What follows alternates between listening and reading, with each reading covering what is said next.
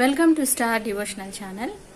చాతుర్మాస వ్రత దీక్ష రేపటి నుంచి స్టార్ట్ అవుతుంది. అంటే రేపటి రోజున ఏకాదశి మొదలవుతుంది. అంటే ఏకాదశులు ప్రతి నెల వచ్చినప్పటికీ రెండు ఏకాదశులు ప్రతి నెల వచ్చినప్పటికీ ఆషాఢ మాసంలో శుక్లపక్షంలో వచ్చేటువంటి ఏకాదశిని తొలి ఏకాదశి అంటారు.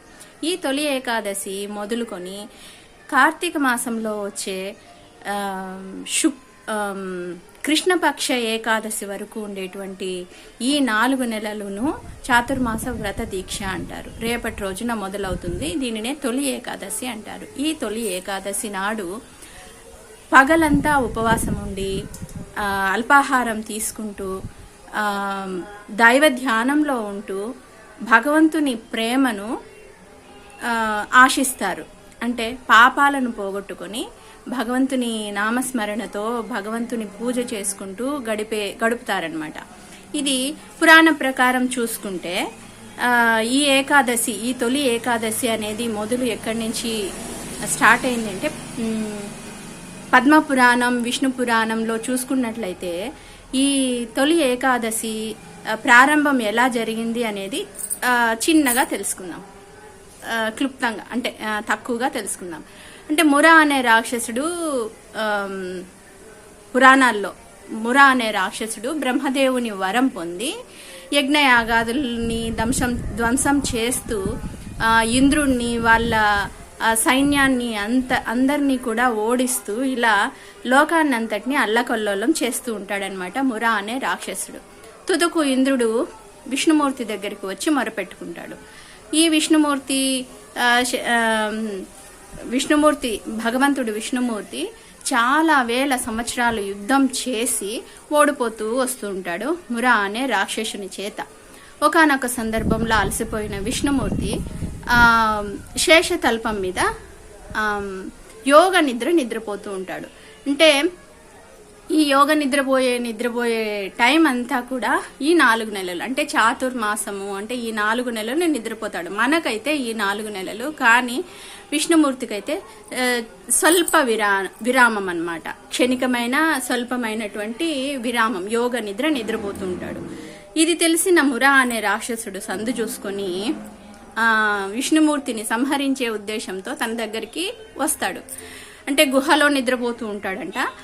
వచ్చినప్పుడు ఆ విష్ణుమూర్తి యొక్క తేజస్సు నుంచి ఒక అద్భుతమైనటువంటి ఒక అందమైనటువంటి కన్య ఉద్భవిస్తుంది. అంటే ఆ విష్ణుమూర్తి తేజస్సు నుంచి ఆ కన్య మురా అనే రాక్షసుని సంహరిస్తుంది. అప్పుడే మెలకు వచ్చినటువంటి విష్ణుమూర్తి ఆ కన్యను చూసి నీవు మురా అనే రాక్షసుని సంహరించినావు, నీకు ఏం వరం కావాలి కోరుకో అని అన్నప్పుడు తను ఒక వరాన్ని అయితే కోరుకుంటుంది. అది ఏంటి అంటే ఆమె పేరు ఎందుకు ఎలా వచ్చింది అని అంటే ఏకాదశి అనే పేరు ఆమెకు నామకరణము అప్పటి నుంచి మొదలైందనమాట. ఏకాదశి అంటే ఏక అంటే 1, దశ అంటే 10. అందువల్ల ఏకాదశి అనే 11వ రోజున ఆమె ఉద్భవించింది కాబట్టి, అంటే శుక్లపక్షంలో 11వ రోజు ఆమె ఉద్భవించింది కాబట్టి ఆమెకి ఏకాదశి అనే నామకరణం చేస్తున్నారు. సరే, ఆమె కోరిక ఏంటి అంటే, స్వామి ఈ రోజున నన్ను తలుచుకుంటూ ఈ రోజున ఎవరైతే నా పేరు మీద ఈ రోజునైతే ఎవరైతే చక్కగా దైవధ్యానం నీ ధ్యానం చేసుకుంటూ నిన్ను స్మరించుకుంటూ ఉపవాసం ఎవరైతే ఉంటారో నిన్ను స్మరిస్తూ ఉంటారో వాళ్ళకి జన్మల నుంచి వచ్చిన పాపాన్ని సంహరించే యొక్క అవకాశాన్ని వాళ్లకు ప్రసాదించు మానవులకి అని ఆమె నిస్వార్థమైనటువంటి కోరిక కోరింది. అందువల్ల నారాయణుడు తదాస్తు అని ఆ వరాన్ని ఆమెకు ప్రసాదిస్తాడు. సో అందువలన అప్పటి నుంచి కూడా ఏకాదశి అంటే మరీ ముఖ్యంగా చాతుర్మాస వ్రత దీక్ష అంటే ఎప్పుడైతే నారాయణుడు రెస్ట్ కోసం వెళ్ళి 4 నెలలు నిద్రపోతాడో ఆ 4 నెలలు చేసేటువంటి ఆ 4 నెలల్లో ఏకాదశులలో చేసేటువంటి ఈ వ్రత దీక్ష, ఏకాదశి నాడు చేసేటువంటి ఈ వ్రతాన్ని, ఈ ఉపవాసాన్ని చాతుర్మాస వ్రత దీక్ష అంటారు.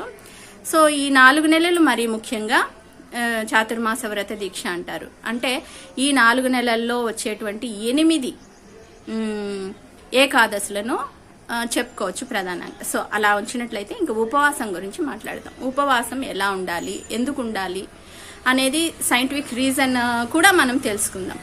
ఇప్పుడు పురాణాల ప్రకారం ఉపవాసం అనేది ఒక పద్ధతి, ఒక క్రమాన్ని తెచ్చినప్పటికీ దాని వెనకల ఉండేటువంటి సైంటిఫిక్ రీజన్ని కూడా తెలుసుకుందాము. అది ఏంటి అంటే ఉపవాసం అనేది ఎందుకు ఉండాలి అనేది మొదటి చూసుకున్నట్లయితే, ఉపవాసం అనేది ఎప్పుడో పెద్దలు గ్రహించి ఈ పద్ధతిని, అది పురాణం అనేది ఒక కథ కావచ్చు, కథనం అని ఎవరైనా ఇప్పుడు ప్రస్తుత కాలంలో గ్లోబలైజేషన్ పరంగా క్వశ్చన్ చేసినట్లయితే నేను ఒకటే చెప్తాను, పురాణం అనేది ఒక కథనం అయితే కాదు, ఇది నిజం. ఎందుకంటే కృష్ణుడిని కథనం అయినప్పటికీ కూడా దాని వెనకల ఒక సైంటిఫిక్ రీజన్ అనేది పెద్దలు ఋషులు ఆలోచించే ఈ ఉపవాసాన్ని, ఈ కథనాన్ని అల్లి ఉంటారు అనుకుందాం. ఓకేనా? సరే, దాని వెనకల చాలా ప్రయోజనాలు అయితే ఉన్నాయి. ఏంటి అంటే, సరే ఆ రీజన్స్ అన్ని, ఆ కథనంని పక్కన పెట్టేస్తే ఏంటి సైంటిఫిక్ రీజన్ ఏంటి అంటే అనేది ఇప్పుడు తెలుసుకుందాం. బాడీలో, మన శరీరంలో ఒకటి నమ్మాలి మనం. ఏంటి అంటే ఒక చైతన్య శక్తి అనేది ఉంది, దానిని ఆత్మ అని అంటారు అని మనము నమ్మాలి ఖచ్చితంగా.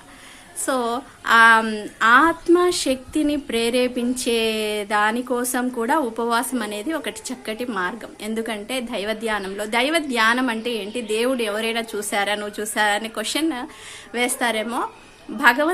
భగవంతుడు అంటే ఏమిటి అంటే నిన్ను నువ్వు నిరంతరము ఆలోచించుకుంటూ ఉండడము. ఏంటి నీ గురించి నువ్వు ఆలోచించుకోవడం ఏంటి అంటే, నేను సరైన మార్గంలో ఉన్నానా, నేనంటే నేను కాదు, ఎవరికి వాళ్ళు ఆలోచించుకోవాలి. నేను సరైన మార్గంలో ఉన్నానా, సరైన దారి వెంబడి నడుస్తున్నానా, కామ క్రోధ లోభ మోహ మద మాత్సర్యాలను ఎప్పటికప్పుడు తుంచుతున్నానా అంటే ఖచ్చితంగా కామక్రోధ లోభ మోహ మదమాచర్యాలను మనిషి అనేవాడు పూర్తిగా తెంచలేడు. ఏ రోజు ఎక్కడైతే మనము ఫిజికలీ స్నానం అనేది చేస్తూ ఉంటామో అలాగే కూడా మన అంతర్గతంగా ఉండేటువంటి కామక్రోధ లోభ మోహ మద మాత్సర్యాలను ప్రతిరోజు కడగాల్సిందే, క్లీన్ చేయాల్సిందే. లేదంటే అవి శాఖోపశాఖలుగా విస్తరించి మనిషిని అహంకారపూరితంగా గర్వంగా చేస్తాయి. అందువలన మన ఫిజికల్గా మన శుభ్రత ఎలా ఉందో అంతర్గతంగా కూడా శుభ్రత అనేది ఉండాలి. దాని కొరకు మనం ఎంచుకున్న మార్గం దైవ మార్గము. దీన్నే ఒక ప్రతిరోజు క్రమబద్ధంగా చేసుకుంటూ ఉండాలి. ఇట్లాంటి ఉపవాస దీక్ష ద్వారా ఏంటి అంటే, ఉపవాసం ఉండడం అంటే కేవలం శరీరాన్ని ఎండబెట్టడం కాదు, లోపల మనల్ని మనం ఆలోచించుకుంటూ ఉండాలి. దానికి ఒక స్పేస్ని ఇవ్వాలి, ఒక టైంని ఇవ్వాలి అని ఈ ఉపవాసం అనే సొడ్డుతో మనము ఇన్నర్ అండ్ అవుట్ శుభ్రతని మనం చేసుకోవడం అనేది ఈ దీక్ష యొక్క ప్రధానమైనటువంటి ఉద్దేశము. ఓకే, ఇందులో